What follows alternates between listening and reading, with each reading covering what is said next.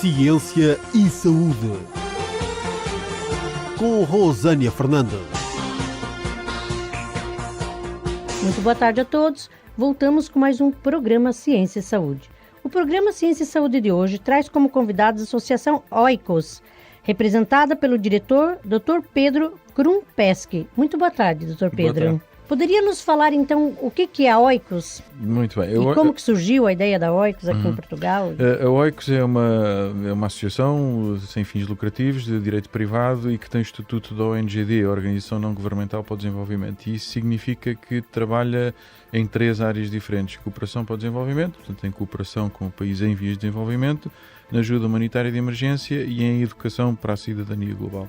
Estes são os 3 eixos da nossa atuação e nós gostamos de trabalhar numa lógica de contínuo, ou seja, estes 3 eixos não estão completamente separados, mas têm de facto alguma relação entre si. Um exemplo muito claro disso é quando intervimos numa situação de ajuda humanitária de emergência, já estamos junto da população com a qual lidamos a criar as condições para que possamos passar por uma segunda fase que será de desenvolvimento, não é? Portanto, a fase de emergência e de reabilitação, pôr tudo conforme estava antes da catástrofe natural ou da situação que pôs as populações naquela situação. E nessa fase queremos desde logo criar as condições para passar para a fase de desenvolvimento, ou seja, dotar aquelas populações das capacidades, de conhecimento, de tecnologia, dos meios necessários para poderem, então, agora já não só reconstruir, mas também construir a sua vida e os meios de sustentação dessa vida, desses modos de vida.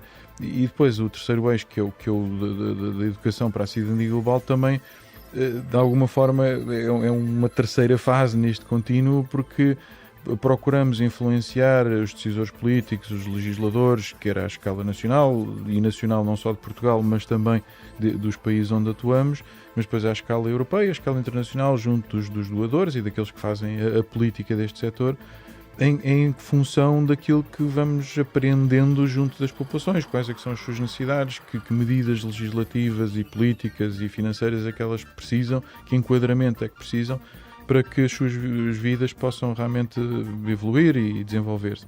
E, portanto, isto funciona numa lógica de facto de contínuo. A Oikos nasceu há 26 anos em Portugal, é uma organização portuguesa, e Oikos, esta palavra grega, tem 3 traduções possíveis, quer dizer economia doméstica, e é muito nessa área que nós trabalhamos, é promover aquilo que as pessoas têm como potencial para gerir a sua própria vida do ponto de vista económico e social. Quer dizer ecologia, pode ser também traduzido nestes moldes, e por fim ecumenismo não necessariamente no sentido religioso do termo, mas no sentido de que agrega todas as diferenças. Portanto, estes 3 significados da palavra Oikos são muito a nossa matriz axiológica, quer dizer, é muito os valores que nós defendemos. E pronto, e o Oikos tem trabalhado nestas 3 áreas praticamente ao longo destes 26 anos, praticamente em todo o mundo. Já não estamos em países em que tivemos, estamos agora em países em que não estávamos anteriormente, mas atualmente estamos sobretudo na América Central e na América do Sul, em países como El Salvador, Nicarágua, Honduras, Peru, Cuba, até há pouco tempo no Haiti e por aí fora. E depois no continente africano estamos em Moçambique, onde temos uma delegação, e estamos no país todo, e depois mais recentemente em São Tomé e em Cabo Verde. Amanhã podemos estar noutros países e que não nestes, mas de facto estes são aqueles que têm mantido maior continuidade ao longo dos últimos 10, 15 anos. Então vocês levam a assistência, conhecimento, até uma certa formação a esses países quando precisam, e depois saem e deixam então ali que cada país adapte e ramifique o seu projeto, é isso? Sem dúvida, muito desde o princípio a Oikos nunca trabalhou numa lógica assistencialista, portanto simplesmente, usando aquela expressão que todos conhecemos de diferença entre dar o peixe e ensinar a pescar, sendo que o dar o peixe é mais assistencialista e o ensinar Com a pescar certeza. é muito mais ligado ao desenvolvimento sustentável, que é de facto o valor base da Oikos. Trabalhamos sempre muito nessa ótica e, portanto, aquilo que orienta a construção das nossas intervenções é precisamente isso, é transferir as capacidades, transferir os conhecimentos, transferir as tecnologias, transferir os meios para as populações, de modo a que elas, tirando proveito de tudo isso, construam o seu próprio sistema de sustentabilidade das suas próprias vidas e das De suas comunidades, desenvolvimento, né? de desenvolvimento das suas próprias comunidades, e no dia em que constatamos que já não estamos a trazer valor acrescentado para isso, então partimos para outra parte, para outras partes, para outros projetos, para outro tipo de intervenções. E felizmente isso tem acontecido, não necessariamente levando-nos a sair do país e sair de junto das comunidades, mas se calhar a mudar de formas de abordagem.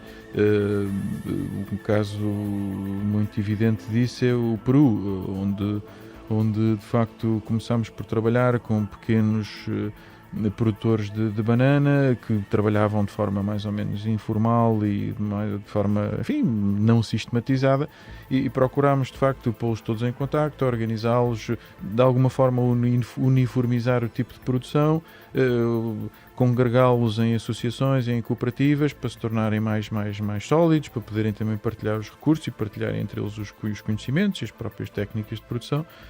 E isso correu muitíssimo bem, e hoje em dia de facto temos por exemplo uma banana biológica com certificado de comércio justo, que é consideravelmente difícil obter esse reconhecimento à escala internacional. Foi a Oikos que ajudou. Justamente. Okay. Sim, foi isto decorreu Foi todo de um projeto da Oikos, e que teve todas estas fases, precisamente um processo com vista a tudo isto. E hoje em dia podemos de facto constatar que já está a ser produzida esta banana com enorme qualidade, reconhecida pelas autoridades locais, que aliás estão a incentivar a criação de mecanismos semelhantes aos nossos e com o nosso apoio para outros produtos. E que, enfim, esta banana está disponível não só para o mercado nacional, já está de facto a ser exportado para o mercado regional, para outros países de fronteira. E, enfim, já há casos inclusivamente de exportação para a Europa, para a Alemanha e para a Holanda, e estamos agora, enquanto Oikos, a tentar conseguir que seja exportado para Portugal. E, enfim, posso garantir que já... Os produtores ficam muito satisfeitos com esse resultado. Claro que sim, tanto os produtores como o governo do Peru. Sem dúvida. É um caso de sucesso, entre outros, porque na verdade eu, enfim, não queria naturalmente aqui reclamar os méritos de tudo isto, mas na verdade foi um caso muito feliz em que se conseguiu juntar todas as partes que poderiam de facto contribuir para o sucesso de tudo isto, de forma a que muito rapidamente se conseguiu. Mas é bom que a gente apresente, o Dr. Pedro, projetos assim de sucesso que venham de pessoas portuguesas que estão pelo mundo a fazer grandes trabalhos, não é? Sem Porque ultimamente há um peso muito grande sobre a crise, sobre tudo. Mas há muitas pessoas a desenvolver, como a Oikos, projetos nesse sentido que não é falado. Isso é um mérito, isso são pessoas que estão levando desenvolvimento para outros países. Isso tem que ser falado e tem que ser valorizado. Por isso... É verdade. Isso não posso deixar de concordar consigo, até porque trabalho neste setor há largos anos e facilmente percepciono que as ONGs que são mais conhecidas e mais reconhecidas são aquelas que trabalham em situações que são mais mediatizáveis.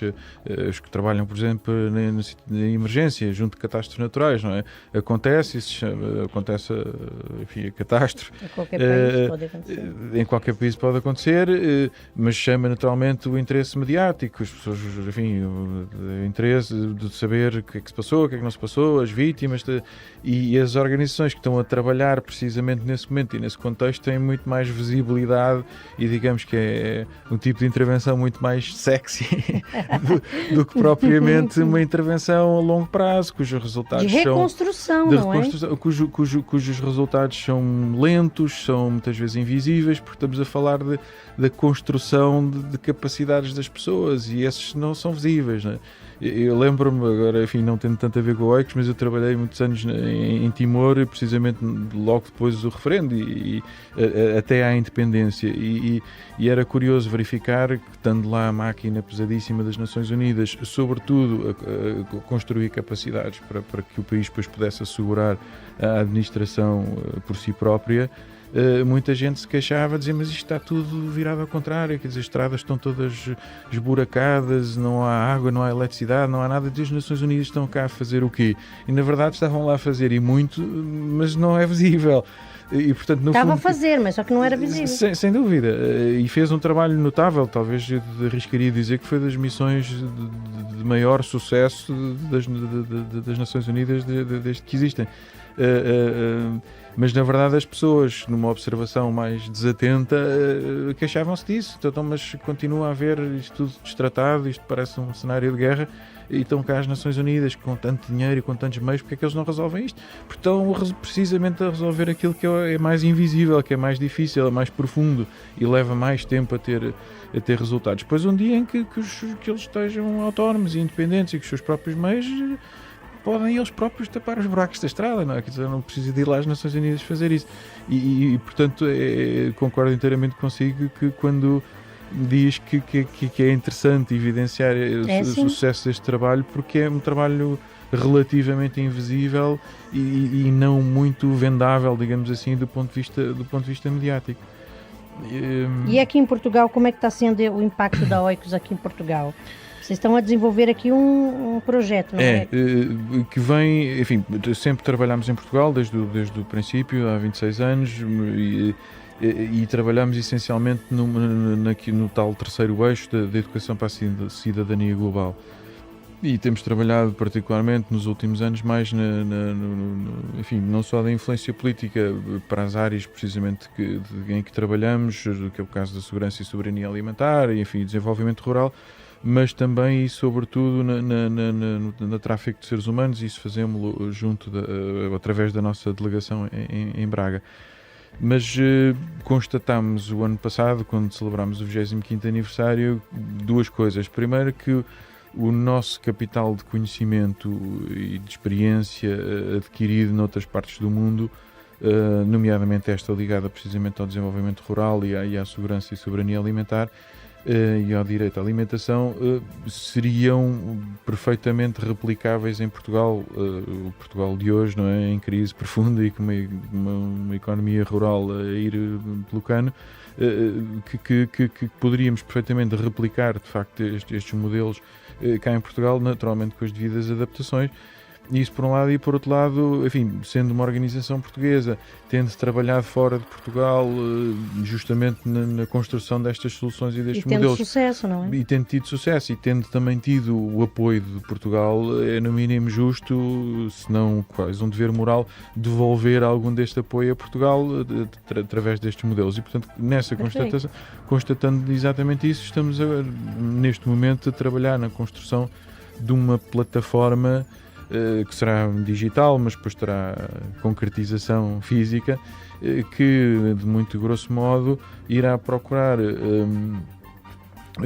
fazer o matching, portanto juntar o pequeno produtor agrícola de hortofrutícolas local com os consumidores locais, sendo o consumidor local ou o consumidor final, ou o retalhista local, uma pequena mercearia, um pequeno mercado local, seja inclusivamente uma cantina social, seja uma restauração social ligada a uma IPSS, ou uma misericórdia, ou uma instituição de solidariedade local que tenha utentes que possam e queiram beneficiar destes produtos hortofrutícolas.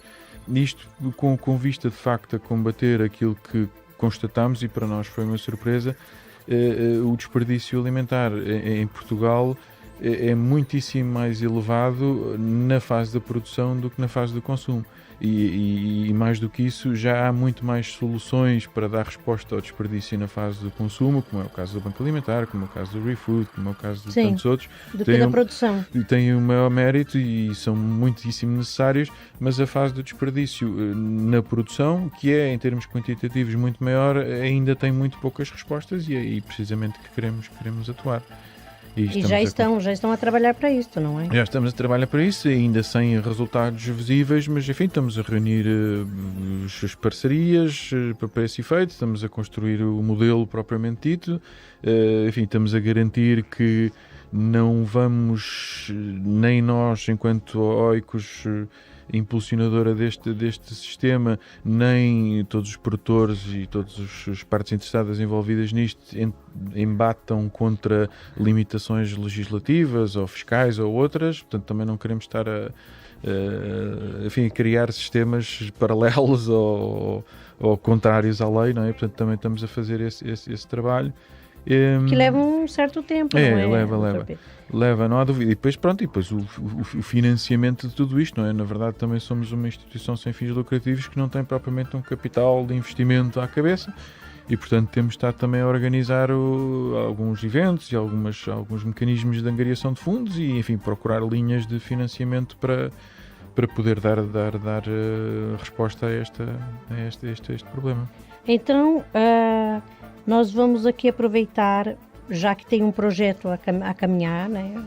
A engatinhar, como diz no Brasil, vamos aproveitar e estender o convite para a entrevista, mas daqui a uns meses, para vir aqui nos passar como é que foi o resultado aqui em Portugal de todo esse trabalho de vocês. E que estamos aqui todos muito orgulhosos de termos aqui pessoas que estão, mesmo com toda a crise, a ajudar outros países e a trazer orgulho para Portugal. Muito obrigada. E deixa aqui para nós o contato da OICOS para os ouvintes que quiserem saber mais sobre o vosso trabalho. Há de facto muito mais a saber. Eu falei apenas de um projeto aqui e acolá, mas há muito mais e o site é www.oicos.pt. É muito fácil.